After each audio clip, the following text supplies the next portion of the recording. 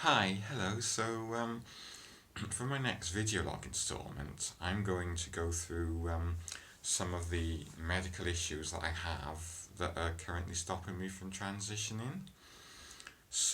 I take about 10 different types of tablets a day, and first thing I was diagnosed with, which doesn't necessarily affect my transitioning that much, but it's still something that kind of means that I have to be really careful what I eat and how much I eat is my type 2 diabetes, which I was diagnosed with about 2 years ago.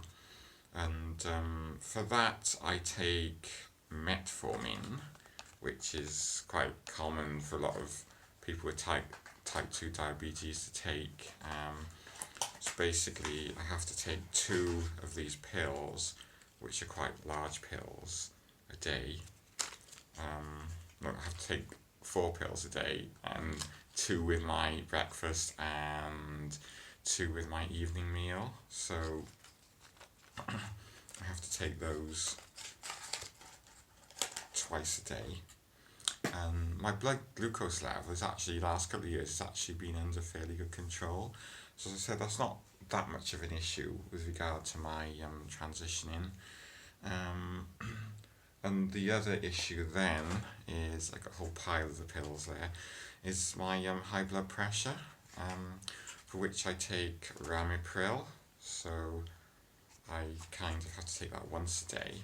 Those pills are quite small, and they taste a little bit like Victory V lozenges. For anybody in the UK will probably know what those are. They're basically cough sweets that have been around since for ages, I guess. Like by the title of them, they started off during the war, maybe, I don't know, during World War Two.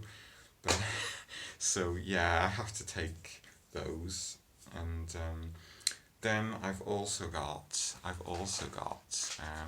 statins that I have to take called atorvastatin. So I have to take those once a day because I've got high cholesterol, which is also, last couple of years, it's been under fairly good control. So yeah, so I managed to get all that sorted, and then I started on hormone meds about 3 years ago. I think it's 2017 actually, so around 3 years ago, almost 3 years ago.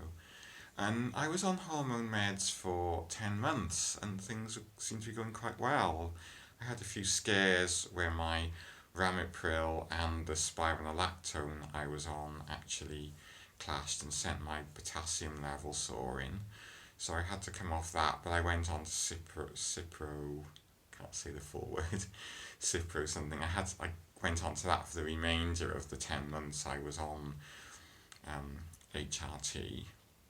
And then January 2018, I had to stop my the Avoral patches I was on, because I was on these Avoral patches, which basically they I put them on they sort of work by being sort of soaked up through the skin, and I put them on my thighs, on the upper sort of thigh area. So I used to put those on twice a week, and then basically I got told I had to stop because my blood count was just getting higher and higher.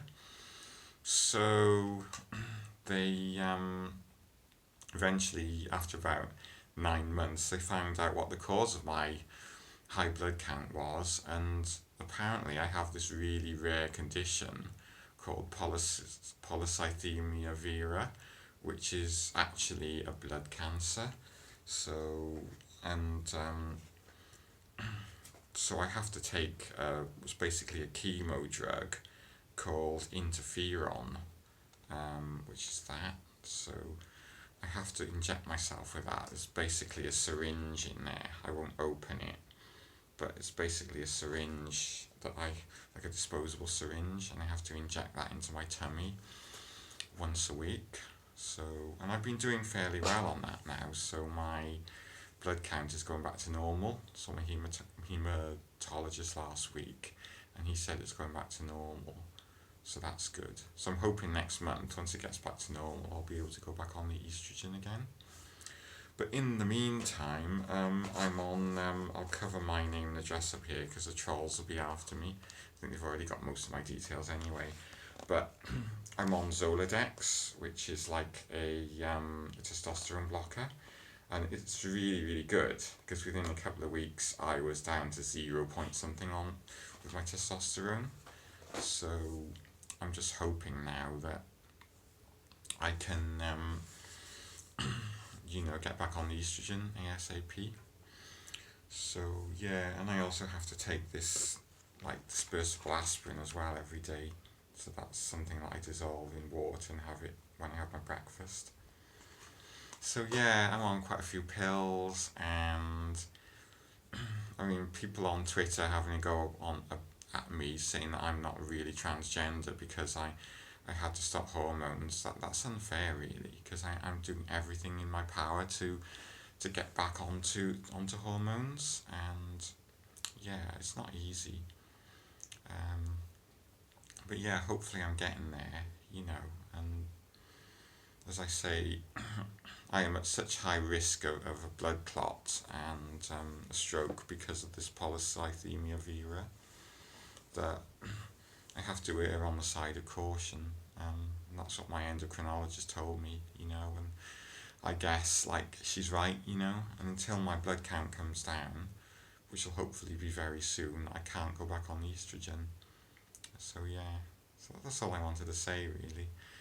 So yeah, so bye for now, and hopefully this year sometime one of my forthcoming vlogs will be about me getting back on the estrogen. So, and they're not very interesting